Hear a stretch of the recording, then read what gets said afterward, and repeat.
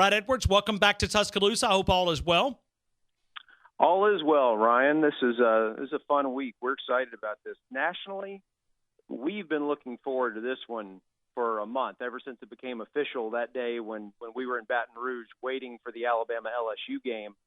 I remember us talking about the team with the best chance to beat Alabama was Georgia. It was not LSU that night. It was the Georgia Bulldogs, who were the best team that they were going to face prior to the national championship game if they get that far. And I'm sure you had a nice distraction last week with Auburn and Iron Bowl and all that good stuff, but no one nationally was taking seriously any chance for Auburn to knock off Alabama. It's always been about this game, and so we're excited that it's finally here. Yeah, man, I've got so many questions for you to kind of pick your brain from the national stage. In your opinion, has Tua locked up this Heisman Trophy? Are you buying this movement that Kyler Murray's made himself a part of the conversation and that this race is real tight? I'm not sure if I'm buying that it's super tight. I'm buying that it's still a race. Okay. Now, coming into Saturday, I think there were some serious possibilities that if Tua had a mediocre showing against Auburn and Alabama had gotten out of there with a less than impressive victory, that this could have become a major thing heading into this weekend with everything else that's already on the line that's more important than that.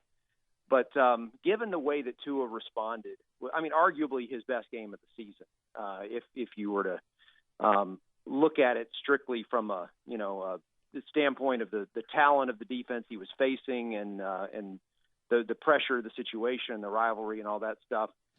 So for him to do that, answering the big game by Murray the previous night when everyone was watching, I think was significant. And I think because of that, we're still in a situation now, we go into this final weekend where if Tua doesn't have a poor performance, then I think he's locked it up. I don't think it's going to be a runaway. In fact, I will go this far as to say that there are 920-something people who vote on the Heisman Trophy. And if Kyler Murray has a really good game against Texas, and I have no reason to believe that he won't, then I think the majority of the people who cover college football on a national basis, the ones who are really dialed in, I think the majority of them will vote Kyler Murray number one for the Heisman. Tua is probably going to win it because of the hundreds and hundreds of voters who don't follow college football that closely. And I'm not saying that he doesn't deserve to win it, but what I'm saying is Murray's performance week in and week out has been so impressive, certainly not because of the defenses he's faced, but because his team has needed every bit of it for them to survive week after week because of how bad their own defense is. And he's doing things statistically that just have not been done before. And given that Tua has not had to play in the fourth quarter basically all season long, it's kind of hurt his ability to keep pace with that. And so I think there are a lot of people nationally who are going to vote for Kyler Murray. But, all it takes, and I think I've mentioned this to you before on your show, is that you've got pockets of people who, for one reason or another, are not going to vote for Kyler Murray, whether it's because his team has a loss and Tua's doesn't, or whether it's because the Oklahoma quarterback won last year, so they've determined that it's a system thing, and therefore they're not going to give Kyler Murray credit for it. Or it could simply be that he's going to go play Major League Baseball, and some of these voters might rather give it to someone who they believe will be in the NFL. There are a lot of different reasons that really have nothing to do with the Heisman Trophy that people might vote for Tua, on top of the fact that he's really good and had an outstanding season. But coming back to something we talked about a few weeks ago, and it's still holding true today, there's a very good chance that the seasons that Tua and Kyler Murray are having could be arguably the two best quarterbacking seasons in the entire history of college football. Wow. When it's all said and done. And only one of them can win the Heisman Trophy. But, Brad, I look at your Twitter account, and I read a quote that's right there, and it's your 10-year-old daughter that's watching the game on Friday night. We're flipping back and forth between games, and my 10-year-old daughter wants to stay on the Apple Cup. And the quote is, "The Oklahoma game is boring. Everyone always scores a touchdown," end quote. That's Miss Edwards, 10-year-old daughter of Brad, yep. watching the game. All right. So Because don't we have to take that into consideration? Oh, yeah. That he goes up against – do they even practice defense out there? This is the thing. So as I was watching some of these throws that Tua made against Auburn, there was more than one occasion where I made the comment that Kyler Murray doesn't make many throws like that. And it's not because he can't. It's because he doesn't have to. Most of the time his receivers are not covered. Like the ball that he dropped in to Josh Jacobs, that was it was an even better catch and run, but it was a great pass. And once again, I'm not saying that Kyler Murray could not have made that throw, but he doesn't ever have to make throws like that, because the defenses that he's facing are so inept that, and maybe that's being harsh. I mean, they have a really good offensive line and they run the ball really well on top of it. Obviously, there are concerns with Murray running as well. So a lot of times you're keeping a linebacker in to spy on him. So there are a number of reasons that guys are running that wide open. It's not just simply that defenses can't cover, but the reality is that due to all of those things combined, he typically doesn't have to make throws into tight windows. Tua has more often, especially in recent weeks, since they played LSU and Mississippi State and Auburn, and I'm sure the same thing will be true in the Georgia game. And that's something that people who vote have to sort through. But I can tell you, to the ones who aren't watching the games that closely, they've already made up their minds. As long as Alabama's undefeated, they're going to vote for Tua because that's just the way they operate, and they don't give it that much thought. All right, so let's work into that conversation. Let's go to this Alabama-Georgia game. Is this the same matchup from a standpoint when you look at the Dogs? Are they going to present some of the same challenges? Are they better? Were they worse? What do you see in the Dog team? Yeah, to me, maybe the most interesting part of this. In fact, let me start with this. I think that to me, there is absolutely no question that Georgia's the third best team in college football, behind Alabama and Clemson. And so this game, in my opinion, is going to be much tougher than the national semifinal game. Don't tell that to the players in the event that they win, because that's obviously rat poison. We don't want to go there. But this is a really good football team, and there are some numbers that we could point to that would suggest that this team is every bit as good as the team that Alabama beat in the national championship game last year. Now, there are obviously differences. They were more experienced on defense last year, and I think one of the big differences is that Georgia up front, and this is not a recent development, it's been an all-season-long thing, they don't get good pressure on the quarterback. And I think there's been a lot of documentation of where they rank in sacks. But on top of it, I have other numbers like quarterback pressures, percentage of the time that the quarterback is hit on a passing play. And Georgia is like bottom of the SEC and sometimes triple-digit ranking nationally in these categories. And it kind of comes back to like the LSU game for me, because there were so many plays in the LSU game where Tua had all day to throw. And he didn't make a lot of big plays in that game, despite that amount of time that he had to pass. So I'm thinking there's going to be something similar here. And it's just a question of can Georgia's DBs cover well enough, because I think they're going to have a hard time getting consistent pressure on Tua. And so I think that's where Alabama's going to have an edge, is the passing game, not because Georgia isn't a good pass defense overall. It's just because there's nothing from their previous performances to suggest that Tua is going to be under a lot of pressure, certainly not the way he was against Mississippi State. Brad, then the follow-up to that is the question that Nick Saban doesn't want to be asked, but we're going to ask it anyway. Does Alabama have to win to be in? Do you think they're in right now?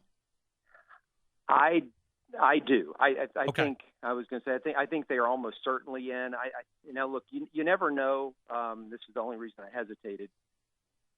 If you were to get a performance like you had from Ohio State 4 years ago in the Big Ten championship game, 59-0, then that could change things. But based on where we sit going into this final weekend, even assuming an Alabama loss to Georgia, I think the committee can very easily say that Alabama is still unequivocally better than Ohio State or Oklahoma. Just because the deficiencies that those teams have been well documented, and up until this point, there really is no deficiency on Alabama that you could point to. Certainly there's some things that they're better at than others, but there's no real weakness to this team that you could say that's the Achilles heel. whereas those two teams have both had major issues on defense all season long.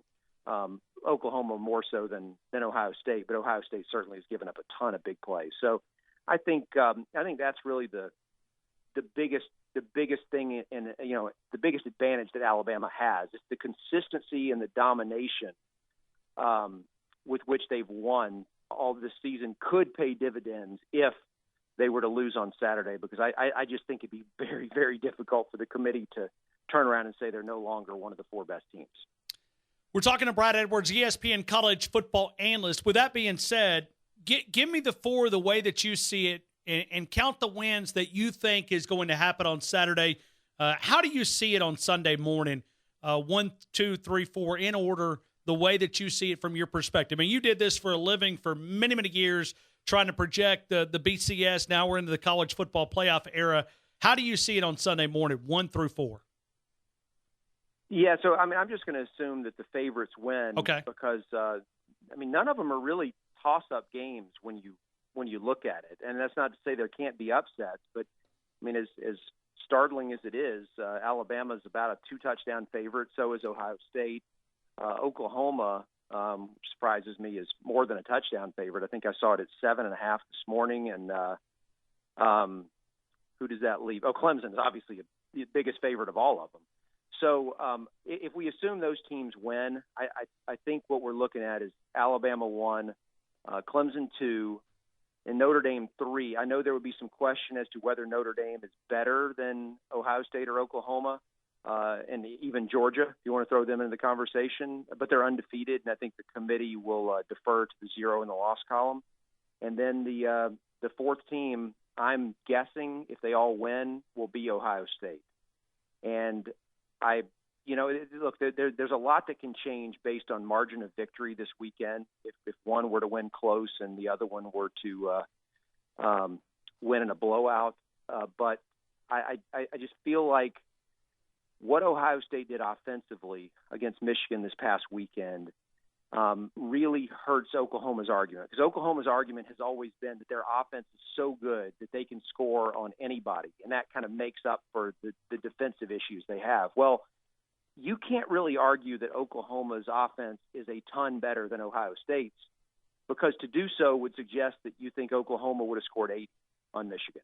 And I don't think that's realistic. I mean, Ohio State's offense is obviously as good as it needs to be in this conversation. And because of that, I think unless they kind of relapse into their, season-long mode of playing to the level of competition against Northwestern, then I think they'll come out ahead in this one. Hey, Brad, to set up this next conversation, because I'm going to let you go after this, I hear this rebuttal quite often with this Heisman talk, and I skipped over this, but I wanted to go back and touch it just for a minute. Would Alabama be undefeated if Jalen Hurts was the quarterback? I think so. Okay. I do. But you hear that rebuttal quite often is, in some ways, I do think, Ryan, that it is to some extent irrelevant to the conversation, because the Heisman, some people have a hard time understanding the distinction here, but the Heisman is given to the most outstanding player in college football, which is not the same thing as the most valuable player. To me, you could not justify in any way Tua winning an award for most valuable player in college football, because I do think that with Jalen Hurts at quarterback, Alabama would be 12-0 right now. The record would still be the same. Oklahoma without Kyler Murray would probably be 7-5, best case 8-4 right now. And there are probably other players out there that you could make an argument were more valuable to their team than Tua, but that's not the same thing as most outstanding. And what he, and like I said earlier, what he and Kyler Murray are both doing from a statistical standpoint is outstanding to a level that we have basically never seen from quarterbacks before in college football. And so it's a different conversation. I get it. I get the argument, but that's a great argument for why Kyler Murray should be the MVP, but that's not what the Heisman is given for. Brad, where are you going to be going? You going to be staying in Bristol? Unfortunately, we're going to Charlotte for the ACC championship game. So, Lord, who did you guys make mad? Yeah, I know.